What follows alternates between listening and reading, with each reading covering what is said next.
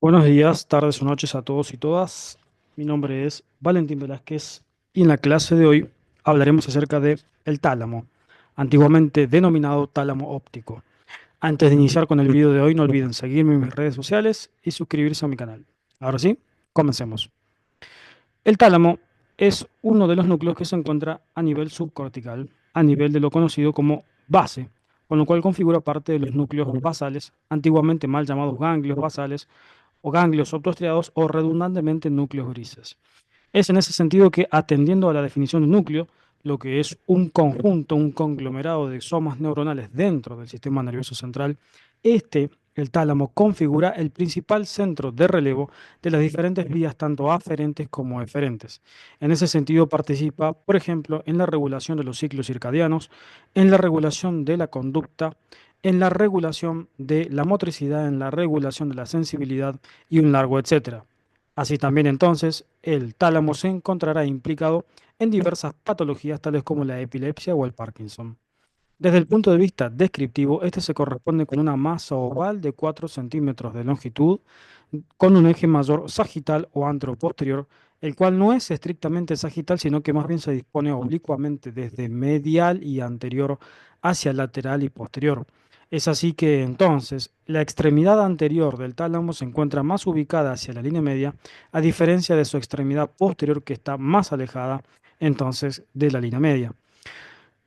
Presenta estrictas relaciones con el sistema ventricular, de hecho configura partes de las paredes de los ventrículos laterales y así también del ventrículo medio o tercer ventrículo. Aquí podemos ver su ubicación topográfica desde una vista caudal en donde se ha disecado al cerebelo y se puede ver aquí a la fosa romboidal o piso del cuarto ventrículo. Es entonces que aquí visualizamos todo este trayecto, toda esta superficie de el tálamo en sentido medial se puede llegar a evidenciar el tercer ventrículo y aquí en sentido subyacente, es decir, en sentido ventral, podemos identificar a los elementos de la cara caudal del mesencéfalo, es decir, a los colículos cerebrales, clásicamente los tubérculos cuadrigéminos, separados por este surco que es el surco cruciforme y aquí vemos al lecho de la glándula pineal, epífisis o conarium, como era su clásica terminología. Aquí vemos entonces cómo el tálamo, a través de su estimulación, va a participar en el procesamiento, por ejemplo, de el dolor, del temblor, de la epilepsia, de los trastornos obsesivos compulsivos, de los estados de mínima conciencia, del síndrome de Tourette, de la distonía y de la distonía mioclónica. Es decir, que el tálamo se ve implicado en cada uno de estos trastornos o estas alteraciones que acabamos de mencionar. Aquí lo que visualizamos es una disección en donde identificamos, por ejemplo, el sistema ventricular. Esto claramente se corresponde con el ventrículo lateral, con su asta frontal, con su cuerpo o porción central, con el atrio encrucijada o Carrefour, con el asta occipital y aquí vemos al asta temporal. Aquí se encuentra delineada con color gris una estructura que conecta elementos del sistema límbico que no serían propios de la clase del día de hoy, pero esto en rigor recibe el nombre de estría terminal y esta estría terminal es uno de los elementos importantes dentro de la descripción de la configuración externa del tálamo. Aquí vemos en esta disección a justamente el tálamo. Identificamos a todo el sistema ventricular, este es el ventrículo lateral derecho, este será el ventrículo lateral izquierdo, este es el tercer ventrículo o ventrículo medio, esta es la superficie talámica, aquí se ve al tálamo, aquí se ve el tubérculo talámico, que es parte de el extremo posterior del tálamo que recibe el nombre de pulvinar del tálamo. Aquí se ve entonces al septum pellucidum o septum lucidum, que en algunas ocasiones presenta una cavidad en su interior que se llama cavidad del septum pellucidum, cavum terminal, ventrículo de Cross o quinto ventrículo. Así también en este sentido vemos a las columnas del fornix.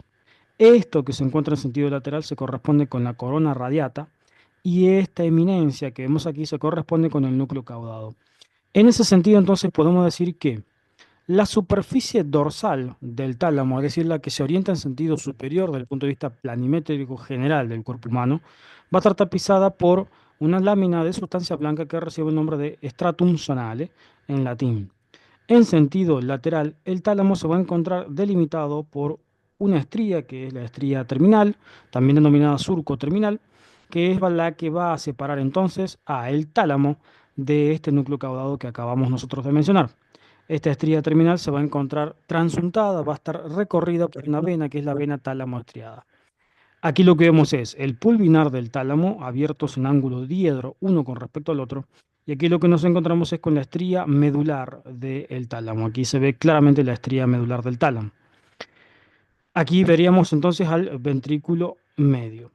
En esta otra disección lo que identificamos son claramente al tálamo, el tálamo derecho, el tálamo izquierdo. Aquí se ve la glándula pineal, epífisis o conarium, descansando su lecho, el lecho de la glándula pineal, que recibe allí una prolongación pial que recibe el nombre de triángulo de Obersteiner en conjunto.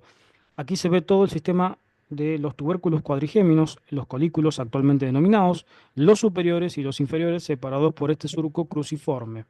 En ese sentido, vemos proyectados desde los colículos unos elementos tisulares que reciben el nombre de brazos cuadrigeminales. Tendremos entonces un brazo cuadrigeminal superior y un brazo cuadrigeminal inferior, que tienen la función de conectar desde el punto de vista estructural y desde el punto de vista funcional al tálamo con los colículos. Entonces aquí lo que vemos es al brazo cuadrigeminal superior, que tiene por función, desde, digamos, desde el punto de vista descriptivo, separar a lo que es el cuerpo geniculado medial del tálamo del resto del brazo colicular, es decir, el brazo cuadrigeminal separa entonces esta superficie del cuerpo geniculado medial con respecto al resto de la superficie del brazo cuadrigeminal que acabamos nosotros de mencionar. En estos diferentes cortes nosotros vamos a poder ver un poquito más de la superficie y de la ubicación que tiene este tálamo. Aquí vemos entonces en este corte, corte coronal, identificamos allí a la superficie la ubicación del tálamo. Aquí estaría ubicado el tálamo, claramente configurando la pared lateral del tercer ventrículo en sentido superior, es decir, en este sentido configura la pared lateral de ese tercer ventrículo y a su vez configura parte del piso de los ventrículos laterales.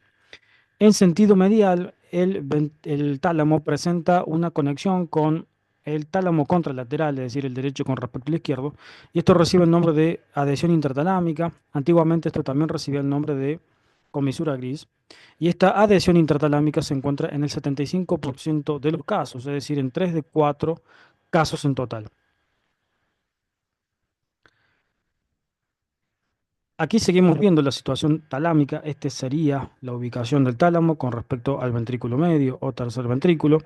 Aquí claramente se sigue viendo el trayecto talámico. Aquí se ve la cabeza del núcleo caudado. Aquí por debajo se ve el tálamo. Aquí se ve el ventrículo medio. Ya no vemos a la adhesión intertalámica. Nuevamente aquí identificamos al tálamo e identificamos el trayecto de la cápsula interna. Hay una de las porciones de la cápsula interna, que es su brazo posterior, que se encuentra separando al tálamo de esto que es el núcleo lenticular, clásicamente denominado lentiforme. Y aquí lo que podemos visualizar es claramente de nuevo al tálamo con ese tinte característico que antiguamente se describía como de color café con leche. Y aquí visualizamos a los cuerpos geniculados, el cuerpo geniculado medial en este sentido y el cuerpo geniculado lateral en este sentido. Nuevamente identificamos exactamente lo mismo, los cuerpos geniculados, y aquí nuevamente vemos al tálamo. Desde un corte horizontal, corte transversal, el clásico corte de Flechsig, identificamos aquí al tálamo, su relación con el sistema ventricular, su relación con el núcleo caudado y aquí su relación con esta fibra de proyección que es la cápsula interna. El brazo posterior de la cápsula interna, como habíamos mencionado nosotros precedentemente, es el que separa respectivamente el tálamo del núcleo lenticular. Es así entonces que este tálamo va a tener conexiones corticales, las cuales se van a dar a partir de unas fibras que son las fibras tálamo-corticales.